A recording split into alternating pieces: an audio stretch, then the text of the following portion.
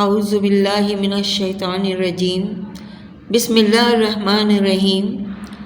میرا نام مس فرزانہ ہے اور میں کلاس 9 اور میٹرک کو اردو پڑھاتی ہوں۔ جیسا کہ بیٹا آپ لوگوں کو معلوم ہے کہ ہم کلاس 9 اور میٹرک کی ابھی پچھلی جو غزل ہم نے پڑھی تھی جگر مراد آبادی کی، اب ہم ایک سبق ہے جو کہ ہم شروع کرنے جا رہے ہیں اور مولوی عبدالحق کا یہ مضمون ہے۔ مولوی عبدالحق کے بارے میں ہم تھوڑا سا تعارف پڑھیں گے، جنہوں نے یہ مضمون لکھا ہے، اور اس مضمون کا نام ہے نام دیو مادی۔ تھوڑا سا تعارف مولوی عبدالحق کا، کیونکہ اردو میں انہوں نے بہت ایفرٹ کی ہیں، بہت ان کی صلاحیتیں اور کاوشیں موجود ہیں، جس کے بارے میں ہم تھوڑا سا پڑھیں گے۔ سب سے پہلے ولادت 1870 میں پیدا ہوئے اور وفات 1961 میں ہوئی۔ مولوی عبدالحق ضلع میرٹھ ہندوستان کے قصبے ہاپڑ میں پیدا ہوئے۔ ابتدائی تعلیم پہلے فیروزپور اور پھر علی گڑھ میں حاصل کی۔ علی گڑھ ہی سے BA کیا۔ علمی خدمات کے سلسلے میں الہ آباد یونیورسٹی اور علی گڑھ یونیورسٹی سے DLED کی ڈگریاں حاصل کی، اعزازی ڈگریاں ملی۔ آپ کچھ عرصے حیدرآباد دکن میں بھی رہے اور تعلیم کے ساتھ اردو کے لیے مختلف خدمات انجام دی۔ انجمن ترقی اردو کے سیکریٹری مقرر ہوئے، پھر دہلی میں بھی اسی عہدے پر فائز رہ کر کام کیا۔ تقسیم ہند کے بعد کراچی منتقل ہو گئے اور یہاں آ کر انہوں نے انجمن ترقی اردو کی بنیاد رکھی۔ پہلے اس کے سیکریٹری اور بعد میں صدر بنے۔ انتقال کے وقت صدر کے عہدے پر خدمات سر انجام دیتے رہے۔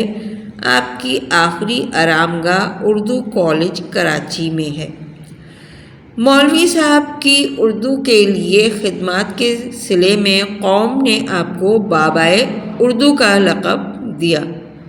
لغت، قواعد، تحقیق، تدوین اور تبصرے کے حوالے سے ان کی متعدد کتابیں چھپ چکی ہیں۔ شخصیت نگاری یا چند ہم اثر ان کی مشہور تصنیف ہے۔ اسی تصنیف سے یہ خاکہ لیا گیا۔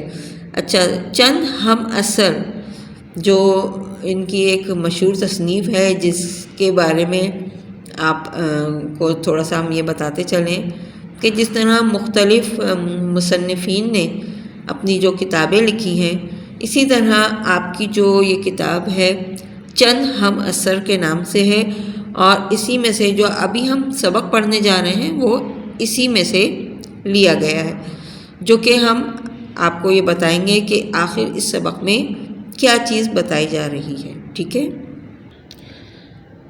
سبق کا نام ہے نام دیو۔ نام دیو یعنی دیو اس کا نام تھا، اور وہ ایک مالی تھا، یعنی مالی کی خدمات انجام دیتا تھا۔ تو اس کے بارے میں ہم پڑھیں گے کہ وہ کس طرح کام کرتا تھا۔ نام دیو مقبرہ رابعہ دورانی اورنگ آباد حیدرآباد دکن کے باغ میں ایک مالی تھا۔ مقبرے کا باغ میری نگرانی میں تھا۔ اس میں میرے رہنے کا مکان بھی باغ کے احاطے میں ہی تھا۔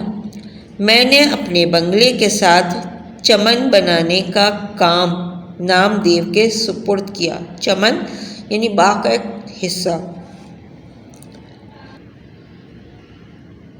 میں اندر کمرے میں کام کرتا رہتا۔ میری میز کے سامنے بڑی سی کھڑکی تھی، اس میں سے چمن صاف نظر آتا تھا۔ لکھتے لکھتے کبھی نظر اٹھا کر دیکھتا تو نام دیو کو اپنے کام میں مصروف پاتا۔ بعض دفعہ اس کی حرکتیں بہت ہی عجیب ہوتی۔ مثلاً کیا دیکھتا ہوں کہ نام دیو پودوں کے سامنے بیٹھا پانی ڈال کر ڈول درست کی اور ہر رخ سے پودے کو موڑ موڑ کے دیکھا۔ پھر الٹے پاؤں پیچھے ہٹ کر اسے دیکھنے لگا۔ دیکھتا جاتا تھا اور مسکراتا اور خوش ہوتا تھا۔ یہ دیکھ کر مجھے بھی حیرت بھی ہوتی تھی اور خوشی بھی۔ اب مجھے اس سے دلچسپی ہونے لگی، یہاں تک کہ بعض وقت اپنا کام چھوڑ کر اسے دیکھا کرتا، مگر اسے کچھ خبر نہ ہوتی کہ کوئی دیکھ رہا ہے، وہ اپنے کام میں مگن۔ اس کیا کوئی اولاد نہ تھی، وہ اپنے پیڑوں اور پودوں کو اپنی اولاد سمجھتا تھا اور اولادی کی طرح ان کی پرورش کرتا تھا۔ اس کو سرسبز اور شاداب دیکھ کر ایسا خوش ہوتا جیسے ماں باپ اپنی اولاد کو دیکھ کر خوش ہوتے ہیں۔ وہ ایک ایک پودے کے پاس بیٹھ جاتا اور اسے معلوم ہوتا اور وہ ان سے چپکے باتیں بھی کرتا۔ جیسے جیسے وہ بڑھتے اور پھلتے پھولتے، اس کا دل بھی بڑھتا اور پھولتا تھا۔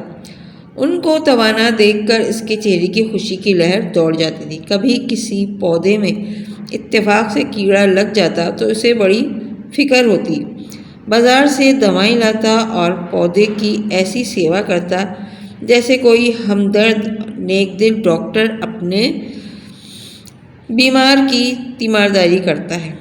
ہزار جتن کرتا اور اسے بچا لیتا، جب تک وہ تندرست نہ ہو جاتا اسے چین نہ آتا۔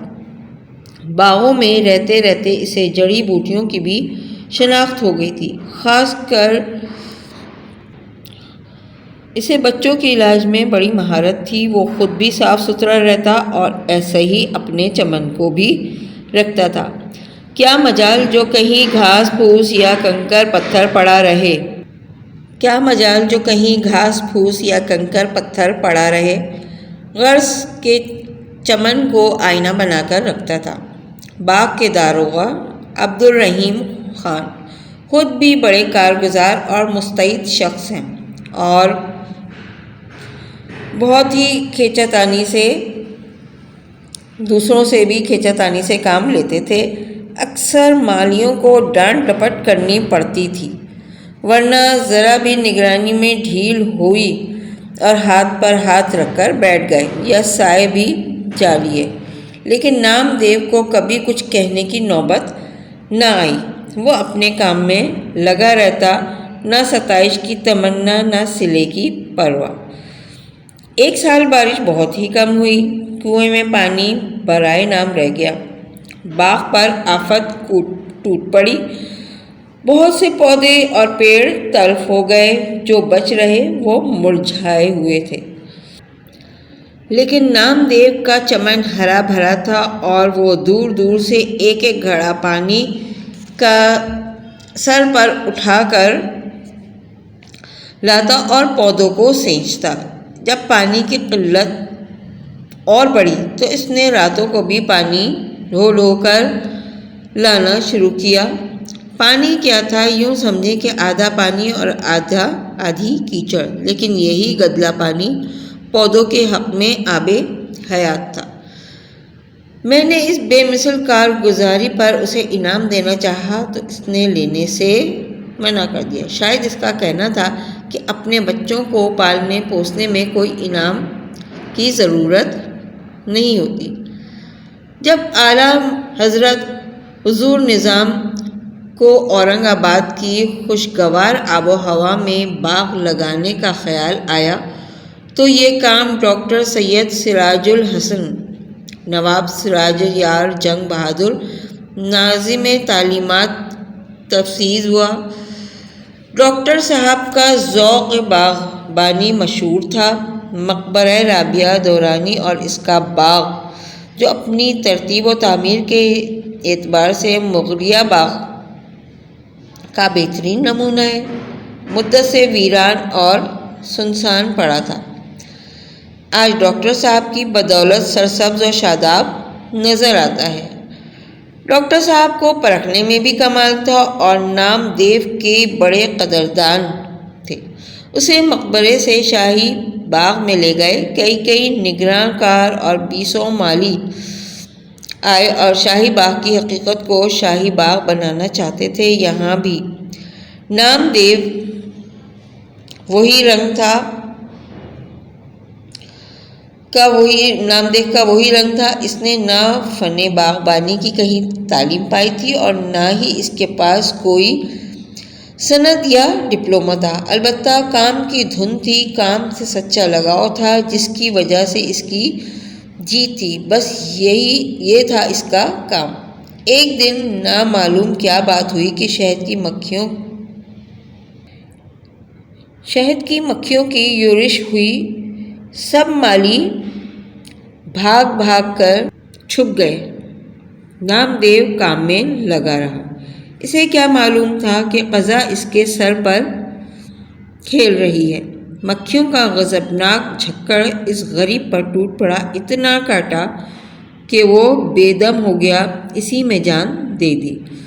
وہ بہت سادہ مزاج، بھولا بھالا تھا، اس کے چہرے پر بشاشت اور لبوں پر مسکراہٹ تھی، چھوٹے بڑے ہر ایک سے جھک کر ملتا، غریب تھا اور تنخواہ بھی کم تھی، اس پر بھی اپنے غریب بھائیوں کی بساط سے بڑھ کر مدد کرتا رہتا تھا۔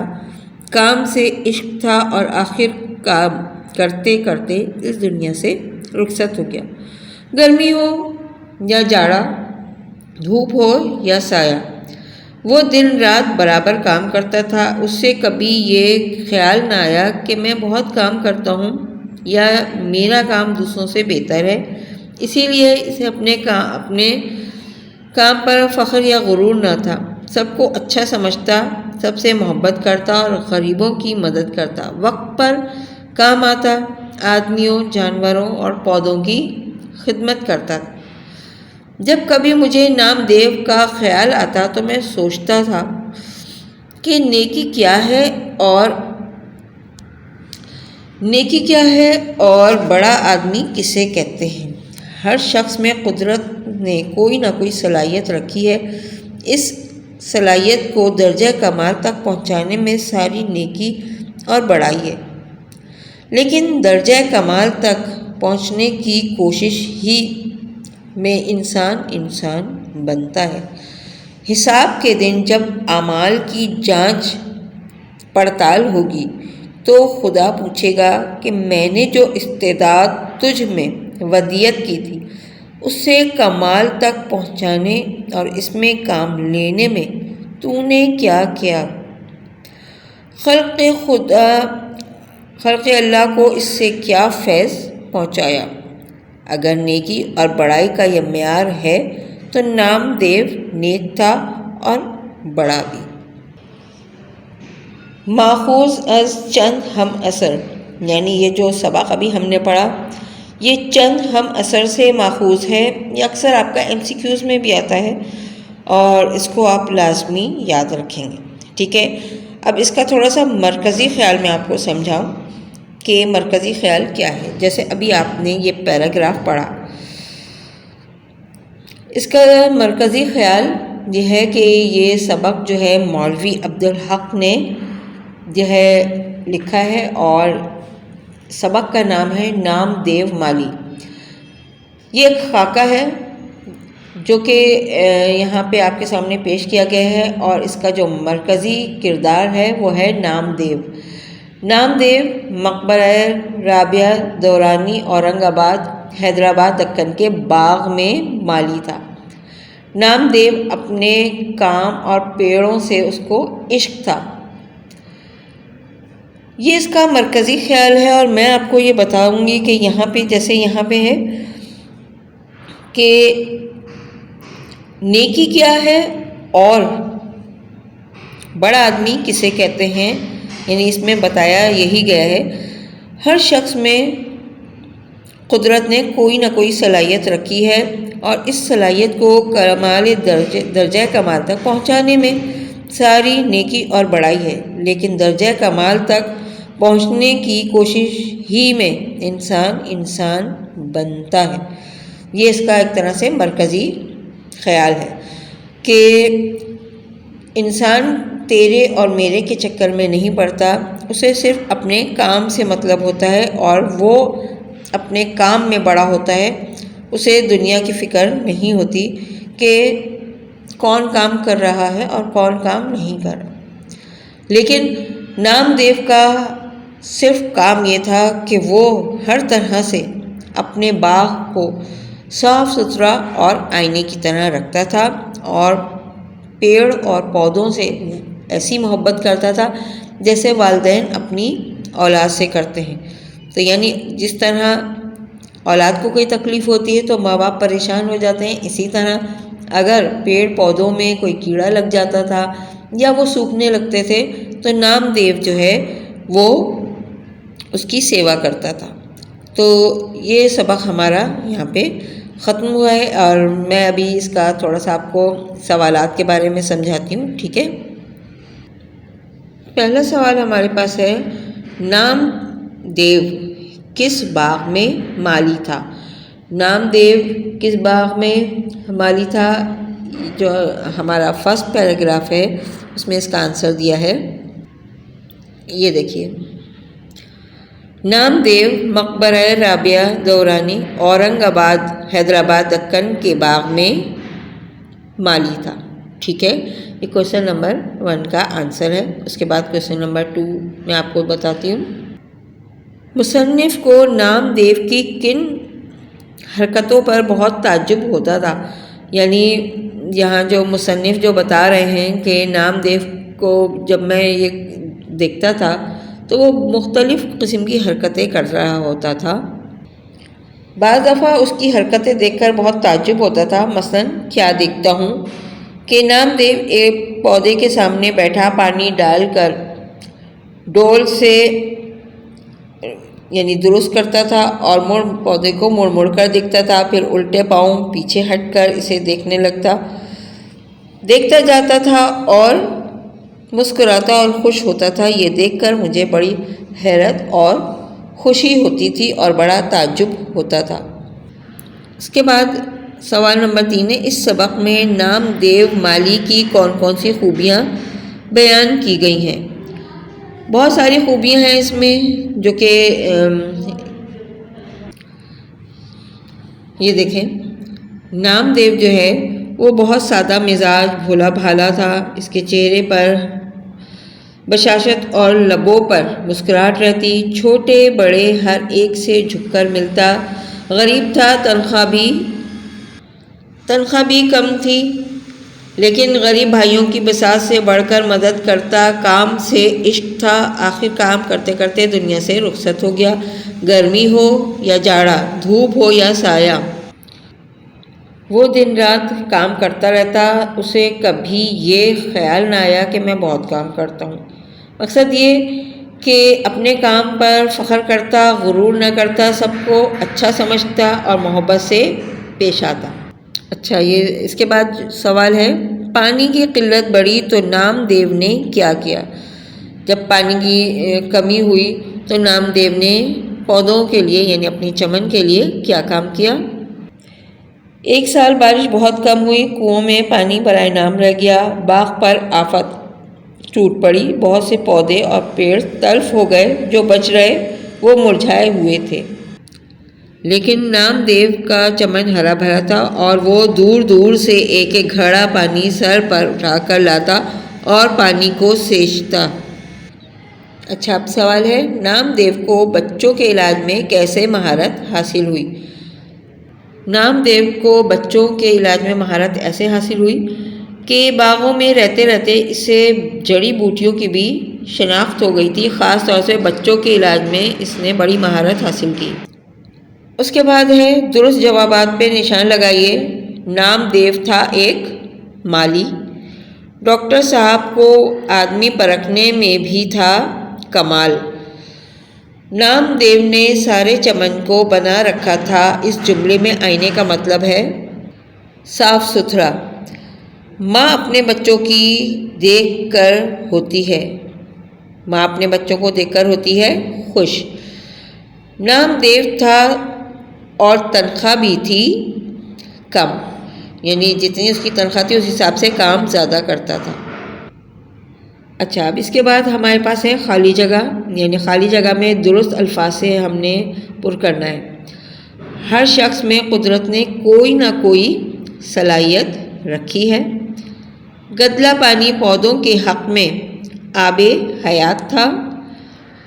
ڈاکٹر صاحب شاہی باغ کو حقیقت میں شاہی باغ بنانا چاہتے تھے۔ باغ کے داروغہ خود بھی بڑے کارگزار اور مستعد شخص ہیں۔ ایک سال بارش بہت کم ہوئی۔ یہ آپ کے خالی جگہ تھی۔ اس کے بعد ہمارے پاس کچھ اقتباسات ہیں، یعنی ہم نے چیپٹر پڑھا ہے اس چیپٹر سے کچھ آپ کو جملے اٹھائے گئے ہیں جو کہ آپ کو تشریح کی کرنی ہوگی۔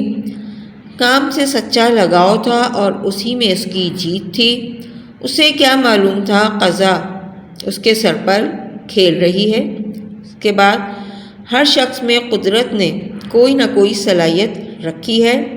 اس صلاحیت کو درجہ کمال تک پہنچانے میں ساری نیکی اور بڑائی ہے۔ یہاں پہ یہ جو ہمیں 3 جو جملے دیے گئے ہیں، ان تینوں جملوں کی ہمیں تشریح کرنی ہے۔ تشریح کا طریقہ میں نے آپ کو بتایا تھا کہ سب سے پہلے ہم مصنف کا تھوڑا سا تعارف لکھیں گے۔ مصنف کے تعارف کے بعد پھر ہم اس کی تشریح لکھیں گے، یعنی اس کو ہم آسان الفاظ میں بیان کریں گے۔ اس کے بعد یہاں پہ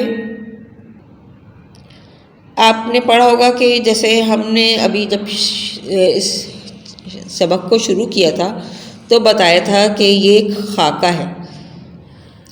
اب یہاں پہ تھوڑا سا خاکے کے بارے میں بتا دوں۔ خاکہ ایک سوانحی مضمون ہے جس میں کسی شخصیت کے اہم اور منفرد پہلو کو اس طرح اجاگر کیا جاتا ہے کہ اس کی شخصیت کی جیتی جاگتی تصویر پڑھنے والے کے ذہن میں پیدا ہو جائے۔ یعنی یہ کسی سوانح کا مطلب یہ ہوتا ہے کہ کسی بھی شخصیت کی زندگی کے بارے میں بیان کیا جائے تو وہ سوانح نگاری کہلاتا ہے۔ اچھا، اب ہم اس کے تھوڑے سے الفاظ معنی دیکھ لیتے ہیں۔ استعداد یعنی فطری قابلیت یعنی صلاحیت۔ استعداد یعنی ناگہانی آفت یا مصیبت۔ احاطے یعنی 4 دیواری۔ آفت ٹوٹ پڑنا یعنی شدید مصیبت پڑنا۔ آخری آرام گاہ۔ قبر یعنی مرنے کے بعد والی جگہ۔ بشاشت تازگی اور فرحت۔ بیسوں یعنی بہت سے، یہ ایک طرح سے محاورہ ہے، ٹھیک ہے۔ بساط حیثیت، صلاحیت یا اوقات۔ پھلتے پھولتے یعنی بڑے ہوتے۔ پرکھنا آزمانا۔ تفویض سپردگی یا حوالے کرنا۔ تلف کرنا یعنی برباد کرنا۔ جھکڑ تیز ہوا یا آندھی۔ جانچ پڑتال پوچھ گچھ کرنا۔ چمن یعنی باغ کا ایک حصہ۔ درجہ کمال اعلیٰ مقام۔ ڈھو ڈھو کر لانا یعنی بھر بھر کر لانا۔ دکھ مصیبت یا پریشانی۔ ستائش تعریف اور توصیف۔ سیوا کرنا یعنی خدمت کرنا۔ شاداب سرسبز اور ہرا بھرا۔ صلہ اجر یا انعام۔ فیض فائدہ۔ فائز یعنی نافذ رہنے والا۔ قدردان یعنی قدر کرنے والے۔ قلت کمی۔ کارگزاری کام انجام دینے والا۔ کھینچ تان کر یعنی بڑی ہی مشکل سے۔ گدلا گاد والا یعنی مٹی والا پانی۔ مستعد چاقو چوبند۔ ودیت یعنی اللہ کی عطا کردہ صلاحیت۔ ہزار جتن یعنی ہر طریقے سے ہم اثر ایک دور کے لوگ ہاتھ پر ہاتھ رکھ کر بیٹھ گئے، کچھ نہ کرنا۔ مقصد یہ ایک طرح سے یہ محاورہ ہے کہ ہاتھ پہ ہاتھ رکھ کے بیٹھ جانا یعنی کچھ بھی نہ کرنا۔ اس کے بعد ہے یورش کا مطلب ہے حملہ کرنا. جیسے کہ ہم نے ابھی چیپٹر پڑھا اور اس میں آپ نے کہا کہ دیکھا ہوگا. اچھا ابھی ہم نے میں نے آپ کو بتایا کہ جو ہم نے 3 جملے جو آپ کے سامنے رکھے تھے کہ یہ 3 جملے ایسے ہیں کہ پہلے ہم نے مصنف کا تھوڑا سا حوالہ دینا ہے. تو یہ دیکھیے میں آپ کے سامنے یہ حوالہ ہے جو کہ تعارف دیا ہوا ہے مصنف کا. ٹھیک ہے کہ اس طرح آپ کو جو ہے مصنف کا تعارف پہلے لکھنا ہے کہ یہ سبق جو ہے مولوی عبدالحق نے لکھا ہے اور ان کی جو خدمات ہیں ان کے بارے میں، ان کی تصنیفات کے بارے میں سب آپ کو یہاں پہ، جیسے یہاں پہ آپ کو نظر آ رہا ہوگا کہ ان کی تصانیف بھی لکھی ہوئی ہیں، ان تصانیف کے بارے میں بھی آپ نے وہ لکھنا ہے اور کہاں پیدا ہوئے تھے اور انہوں نے کون کون سے کام کیے، کن چیزوں میں انہوں نے مہارت حاصل کی اور انجمن ترقی اردو کے لیے انہوں نے کیا کیا کام کیے اور اس کے لیے انہوں نے کتنی جد و جہد کی. یہ ساری چیزیں آپ اس میں لکھیں گے تعارف میں. اس کے بعد ہم آپ کو بتائیں گے کہ آپ نے اس کی تشریح کیسے کرنی ہے. یہ دیکھیں ہمارے پاس یہ ایک جملہ لکھا ہے، کام سے سچا لگاؤ اور اسی میں اس کی جیت تھی. اب آپ یہ دیکھیے کہ مندرجہ بالا فقرہ نصابی کتاب کے نام دیو مالی سے لیا گیا ہے اور تصنیف چند ہم اثر سے ماخوذ ہے. یعنی یہ کون سے تصنیف سے ماخوذ ہے اس کے بارے میں لکھا اور میں نے ابھی بتایا بھی تھا کہ یہ آپ کے MCQs میں بھی آتا ہے. اس سبق میں مصنف نے ایک مالی دیو یعنی نام دیو کی شخصیت کا خاکہ پیش کرتے ہوئے بتایا ہے جس کو پیڑوں پودوں سے بہت لگاؤ تھا اور اس کا بہت خیال رکھتا تھا. وہ پیڑ پودوں کی دیکھ بھال اور حفاظت میں کسی طرح پیچھے نہیں ہٹتا تھا. وہ اپنی اولاد کی طرح یہ کام کرتا تھا اور اپنے کام سے اسے سچا پیار بھی تھا. وہ یہ کام بغیر کسی لالچ اور صلے کے بغیر کرتا تھا اور اسی وجہ سے اس کا باغ تمام باغوں سے صاف ستھرا اور سرسبز اور شاداب تھا. اس کے کام کی وجہ سے ہی اس کی لوگ عزت کرتے تھے. مصنف کے خیال میں اس کی جیت تھی اور اسے یہ خوف نہ تھا کہ اسے ڈانٹ ڈپٹ کی جائے گی یا اس کی جھوٹی تعریف کی جائے گی.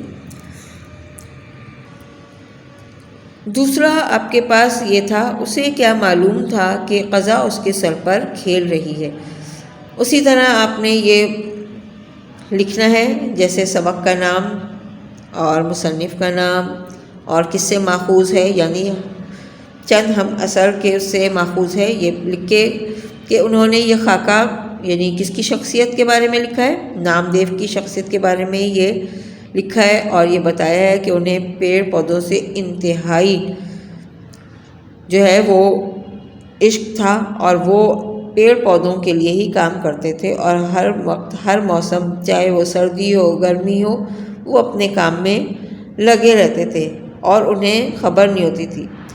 ایک دن وہ اپنے کام میں حسب معمول مصروف تھا اور اسے نہیں معلوم تھا کہ قضا اس کے سر پر کھڑی ہے. اچانک شہد کی مکھیوں نے اس پر حملہ کیا اور نام دیو ان سے بچاؤ کرتے کرتے بے دم ہو گیا اور آخر کار اسی میں اس کا انتقال ہو گیا. اس طرح نام دیو اپنی محبت پودوں سے دکھاتے دکھاتے اس دنیا سے رخصت ہو گیا. اس کے بعد ہر شخص میں قدرت نے کوئی نہ کوئی صلاحیت رکھی ہے. اس صلاحیت کو درجہ کمال تک پہنچانے میں ساری نیکی اور بڑائی ہے. یہ دیکھیے جیسے ابھی آپ نے اس فقرے میں مصنف تحریر کرتے ہوئے کہتے ہیں کہ اللہ تعالیٰ نے ہر انسان میں کوئی نہ کوئی صلاحیت ضرور رکھی ہے. ضرورت اس بات کی ہے کہ انسان اللہ کی عطا کردہ صلاحیتوں کو پہچانے اور نہ صرف اس کو کام میں لائے بلکہ اپنی محنت اور کوشش اور علم حاصل کر کے اس صلاحیتوں کو درجہ کمال تک پہنچانے کی کوشش کرے. اور اس کو عروج تک لے جائے اور اس میں مہارت پیدا کرے۔ اللہ تعالیٰ بھی اس کو عروج پر لے جانے میں اس کی کوششوں کو ایک انجام تک پہنچاتا ہے، اور ایسا کرنے میں انسان کو اللہ کا شکر بھی ادا کرنا چاہیے۔ اس کے بعد ہمارا چوتھا وہ اپنے کام میں لگا رہتا، نہ ستائش کی تمنا نہ صلے کی پرواہ۔ بہت آسان ہے، جیسے آپ نے دیکھا کہ اس فقرے میں نام دیو اپنے کام سے محبت کا ذکر کرتے ہوئے کہتے ہیں کہ نام دیو اپنے کام کو ایک عبادت سمجھ کر کرتا۔ اس کو یہ تمنا ہی نہیں تھی، یہ امید نہیں تھی کہ کوئی اس کی تعریف کرے، کوئی اس کے لیے دو بول اچھے بولے۔ بس وہ اپنی کام کو اپنی عبادت سمجھتا تھا، اور وہ یہ چاہتا تھا کہ اس کا کام بہت اچھا ہو، اور اس کو خواہش نہیں تھی کہ اس کو کوئی انعام اور کوئی اس کو انعام و اکرامات سے نوازے۔ ٹھیک ہے، یہ ہمارا وہ سبق تھا جو کہ نام دیو کے نام سے تھا۔ یہ چیپٹر ہمارا ختم ہوا۔ اگر اس میں اور کوئی چیز سمجھ میں نہ آئی، میں نے تمام چیزیں آپ کو بہت ڈیٹیل میں بتا بھی دی ہیں، سمجھا بھی دی ہیں۔ ابھی بھی اگر کوئی چیز نہ سمجھ میں آئے تو آپ مجھ سے گروپ پر پوچھ سکتے ہیں۔ شکریہ۔